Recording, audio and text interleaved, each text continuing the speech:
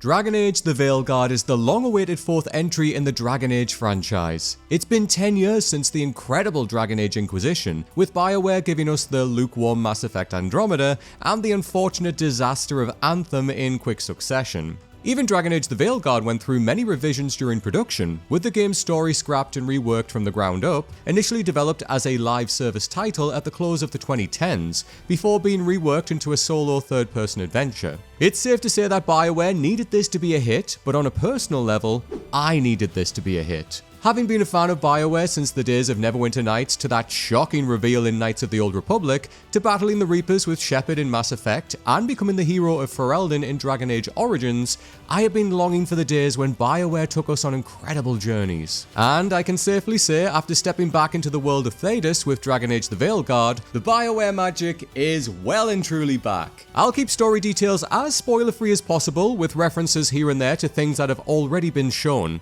So with that in mind, I'm Adam, this is What Culture Gaming, and let's talk about Dragon Age: The Veilguard.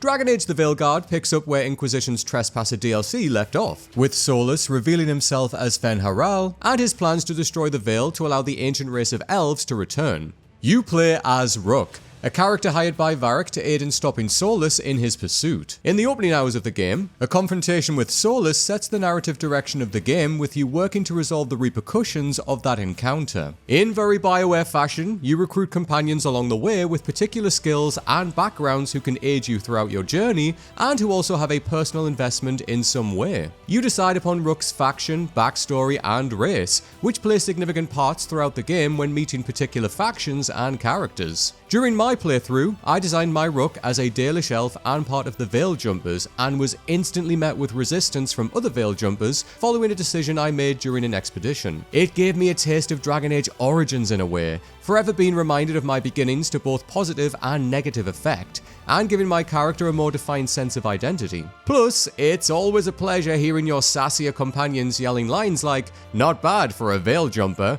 during moments of combat. Your journey takes you across Thedas in some of the most beautiful locations ever seen in a Dragon Age game. The lush landscapes of forests, to bustling metropolitan cities, to even an eerie necropolis and an underwater prison. BioWare have gone all out in creating the world for you to explore with remarkable design. The detailed approach to each location adds to the storytelling of the game. From small, intricate markings on walls to larger blight-infected areas, each location is given a feeling of substance distinct from each other and effectively adds to the world building within the game. One of the key locations you come to know is the Lighthouse, which acts as your home base between missions. Reminiscent of Skyhold in Inquisition, the Lighthouse grows over time and allows you to get to know your companions better if you take the time to do so. As with any classic BioWare game, this is strongly advisable, as some of the game's best writing comes from interactions with your companions and getting to watch their arc develop alongside your characters too. As you journey through the story, you face a number of significant plot moments as the result of your decisions you make in classic BioWare fashion. Smaller moments become big moments, characters may or may not come to your aid, and particular locations suffer the fallout of your decisions. You face numerous battles that range in scale from fighting blight-ridden grunts to enormous intimidating dragons, and even very powerful gods. There are no holds barred with the sense of scale of your journey, and by the end you feel an attachment to your companions and a true sense of accomplishment as the credits roll. The Rook you start out with is a different Rook by the end, as you weigh up your wins, failures, and losses that got you there. At the start of the game, Rook is very unsure of themselves, heavily relying on characters like Varric and Solus for guidance in making those tough decisions as a leader. But as dialogue options invite you to carefully consider these decisions or arrogantly brush them off, it is ultimately up to you to decide the type of leader Rook will become. Some of the game's best moments come as throwbacks to the franchise's previous entries, such as Morrigan's reappearance, once again voiced with the dulcet tones of Claudia Black. But it's the more niche references that really get me. One highlight in particular during a companion mission with Harding that brought a smile to my face like a gleeful, wide-eyed child on Christmas Day. For new players to the franchise, there is a wealth of knowledge in an in-game library and index which details character races, political and social factions, significant historical events and characters, religions, and much more about the world. Truly, the game manages to successfully balance inviting new players into the world whilst winking at returning players who are back in familiar territory. As well as choosing Rook's race and backstory, you were also invited to design your Rook in one of the most exhaustive and diverse character creators I have ever seen in a game. Of course, the usual suspects are there, but deciding the precise facial and body details and checking how they look in different lightings is next level stuff. And that's not even mentioning the more unique aspects like deciding upon the cataracts in your Rook's eyes. With a vast amount of hairstyles, tattoos, skin colors, complexions, and more, you were truly able to create a look in your vision with as much or as little of everything available to you. And that level of customization is also available in the game's heads-up display. You can customize what you want and don't want to see on screen, from the mini-map to the directional icons which lead you to where you need to go for a quest, allowing you to adjust your level of immersion as you prefer. There are, however, notable differences in gameplay compared to previous entries in the franchise. One such example comes in how the game deals with the various weapons and armors that you obtain. When approaching a merchant, you will not see an option to sell unwanted weapons and armor, instead only being able to sell valuables discovered during your adventures. Now, this may initially confuse players given that it has always been a staple of any Dragon Age game. However, BioWare have reworked this convention in an innovative way.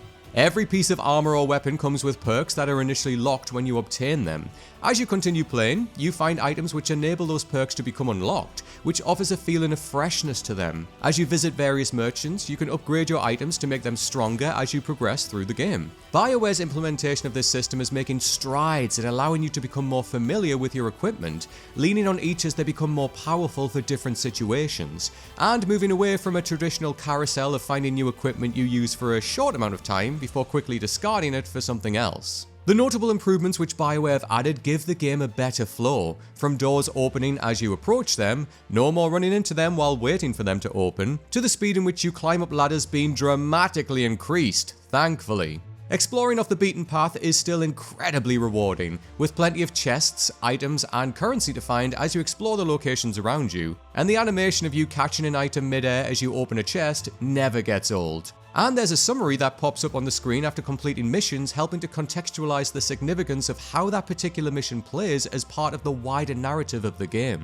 A staple of BioWare games is making decisions which have stark consequences, and this entry is no different. Some of the best moments come when you're forced to decide on a course of action, knowing either choice will negatively impact at least one of your companions later on. A particular moment towards the middle of the game had me staring at the screen weighing up the implications of either option.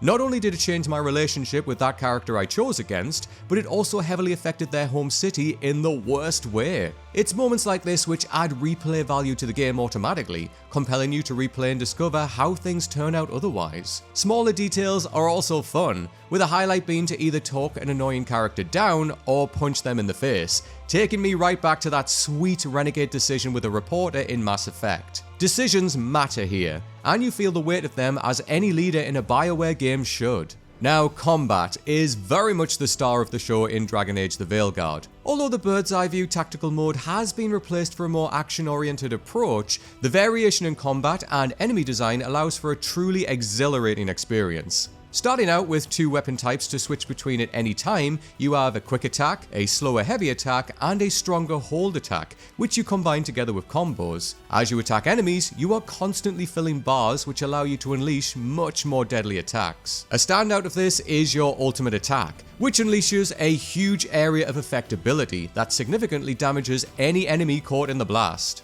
Your three main abilities are equipped at the bottom of the screen, but the ultimate joy is discovering which of those abilities combines with your companion's abilities to unleash a devastating attack. Each enemy also has a stagger bar above their health, which fills as you attack and allows you to complete a finisher move. When that time comes, I never tire of it. During my playthrough as a mage, lifting enemies with my orb and throwing my knife into them, or lifting them overhead with my staff and slamming them into the ground was satisfying every single time. Combat is fast-paced and unforgiving, but also very tactical in its own right. You will find yourself dodging and moving around the battlefield constantly whilst employing a variation of quick attacks, powerful attacks, and pausing the game to select your abilities alongside your companions. Although you cannot directly play as your companions a la previous Dragon Age games, you still control how they use their abilities as well as the armor they wear and the weapons they use. Enemies are varied within the game, which keeps you on your toes. When hordes of enemies come for you, it's about deciding which enemies to take out first, which abilities work best against them,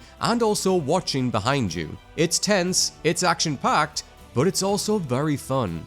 And what would any BioWare game be without a close group of companions that accompany you on your journey? Dragon Age the Veilguard is no exception here, with a choice of 7 companions, each of whom belong to a different faction within the game and have their own reasons for joining you. Some interactions with them are standout moments of the game, especially in their companion missions, which vary from learning about the perfect cup of coffee, to helping to train a baby griffin, and even attempting to save a character's brother from corruption. It's here we come to understand our companions better, learning about their inner demons and concerns, and really getting to the root of who they are. You can, of course, romance each of them, which allows you to access that extra charm to their character and explore an extra relationship with them. And thankfully, conversations between companions have been updated whereby, if interrupted, will pick up where they last left off as you continue to journey. BioWare are truly at their best when they are given space to write characters who are interesting, engaging, and distinct. Some of the best moments in a BioWare game are watching your companions grow alongside your protagonist, and here we see them grow, learn, develop, and become stronger versions of themselves by the game's end. Solus is one of the most interesting and layered characters to come from the Dragon Age franchise, and BioWare provides us with ample opportunity to really delve into his complexities. From engaging in frequent conversations to accessing his memories and becoming the Dreadwolf, we come to truly understand Solus's motivations as a more morally grey character doing what he believes is best. As Rook grows as a character, they do so in part by understanding more about Solus, and in turn, making some of those big choices all the more difficult to decide upon. It's always a pleasure to see Varric in a Dragon Age game. Taking on a more paternal role here, Varric guides you through the game, and in his classic storytelling fashion, he serves as the game's narrator as he recaps events which have taken place and the result of your decisions. Rook learns from a seasoned Varric when taking up their role as leader, and hearing him recount tales from Dragon Age 2 and Inquisition in his teachings is always a delight as a fan of the series. Varric is a beloved character, and by the end of the game, you'll come to appreciate him as a cornerstone of the franchise. The major antagonists of the game are taken to the next level in terms of big bads you have fought previously in prior games. Without going into spoilers, their look and character design ranges from sinister looking to downright grotesque when you get a closer look at them. Their boss battles are very different from each other given their look and abilities, but are incredibly fun to fight when figuring out the best methods to take them down, highlighting that BioWare learnt their lessons from Corypheus, almost feeling like a part-time antagonist. They're sinister, foreboding, and you feel the impact of their presence when traversing the blight-infected areas of the game.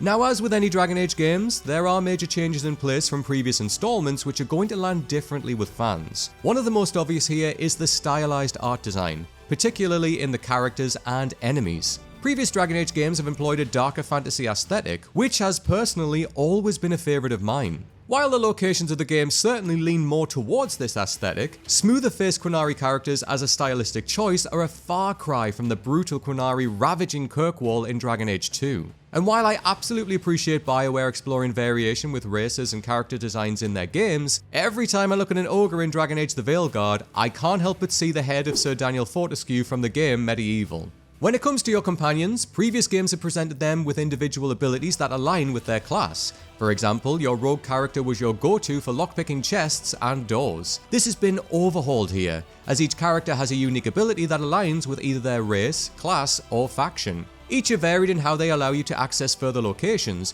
giving the game a feeling of a Metroidvania when coming back to an area now accessible with a new companion and their relative ability. However, once you acquire what I'll call a magic dagger for the sake of spoilers, this starts to feel redundant. If a particular companion isn't in your team when you need to access an area, the dagger simply does it in their stead. And while I appreciate that this is an intentional decision not to break the momentum of gameplay, previously having to run back to swap out characters at camp in Inquisition, this does leave you wondering why not let the dagger just do it always. After all chests are open in the game and don't require a rogue to unlock them.